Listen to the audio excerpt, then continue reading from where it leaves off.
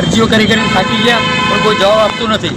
અને અહીંયાથી જતા અમારો લોખંડ ભરીને જતી લારી હતી, એક મજૂર નીચે ઉપર લોખંડ ભરવાથી નીચે પડી ગયો, માણસ મરી ગયો, તો પણ એનો કોઈ જવાબ છે નહીં સાહેબ. આ રોડ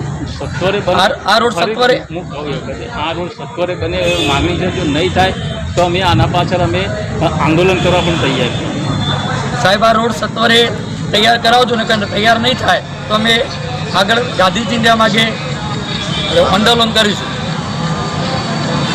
બીજાની માલિકી છે અને આ રસ્તા ઉપર જે પાછળના ધંધાદારી દુકાનોને છે એના માટે આ રસ્તા સિવાય બીજું કોઈ સ્કોપ જ નથી.